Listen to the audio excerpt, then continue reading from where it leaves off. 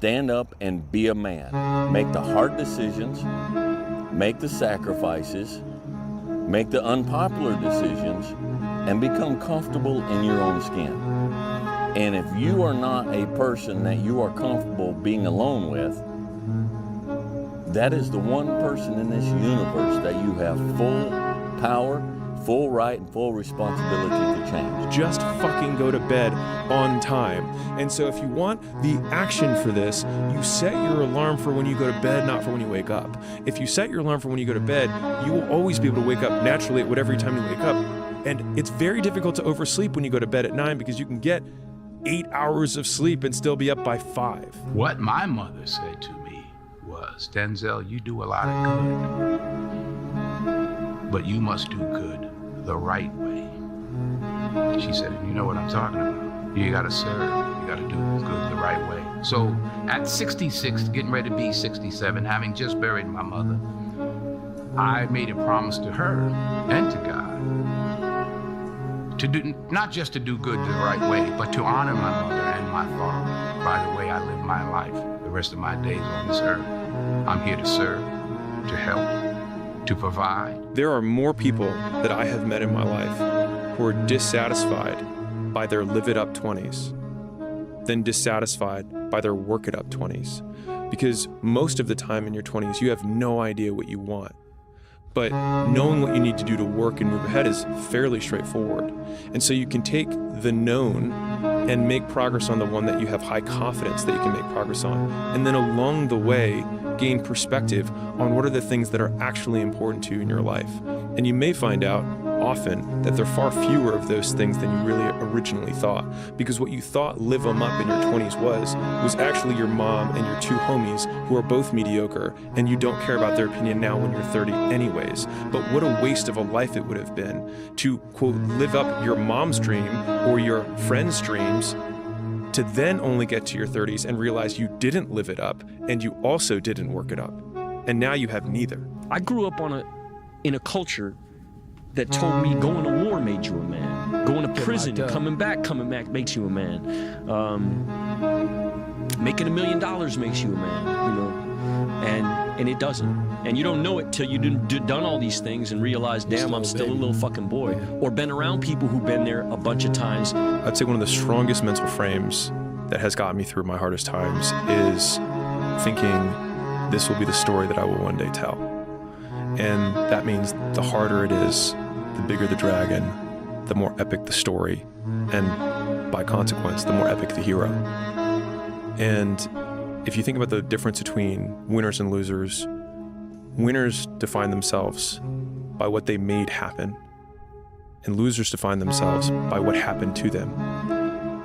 And the difficult part of the lonely chapter is that the Rocky cutscene lasts 90 seconds in the movie and lasts 5 years in reality. But cold water, you know, is a universal stimulus for creating adrenaline release. And there's a big range of cold, not infinite, but a big range of cold in which you can generate adrenaline without harming your tissue. Whereas with heat, you get into a very hot environment or very low oxygen environment, you'll also get a lot of adrenaline, but you can also suffocate and burn yourself. So this is why cold is used in Navy SEAL screening and training.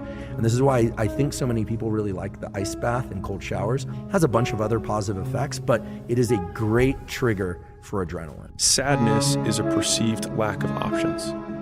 It's why it feels like hopelessness, because you don't know what to do. You don't know what options are available. You see none, which is why it feels like there's no way out. Anxiety is many options but no priorities, which is why you feel scattered but you can't decide.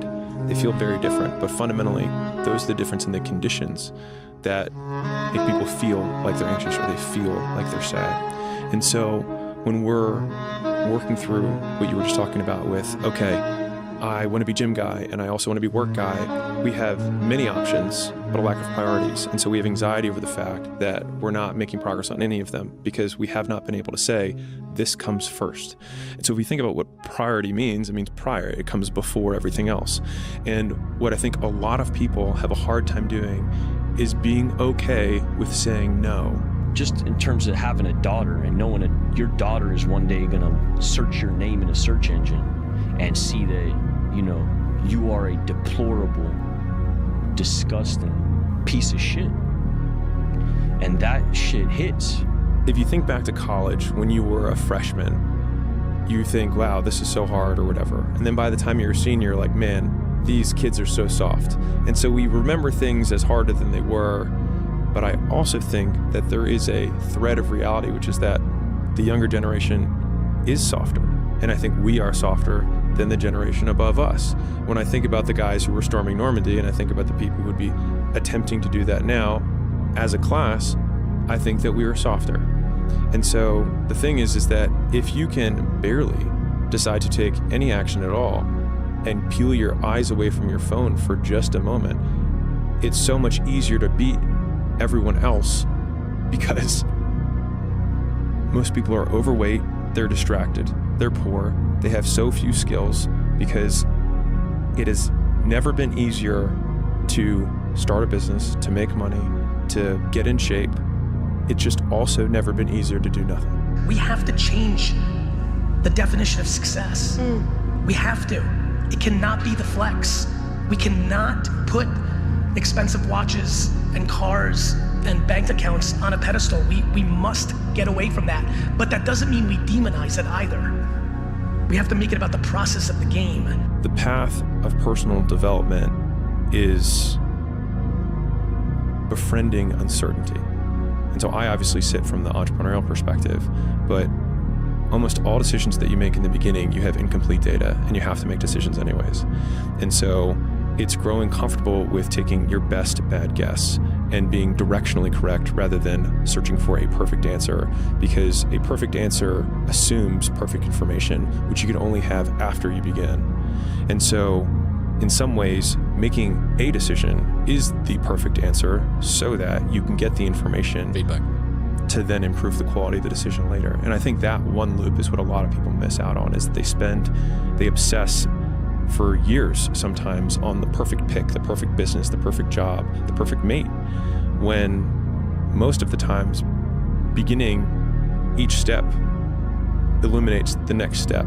I think the key to happiness is being content while being ambitious. And I think being content comes from gratitude.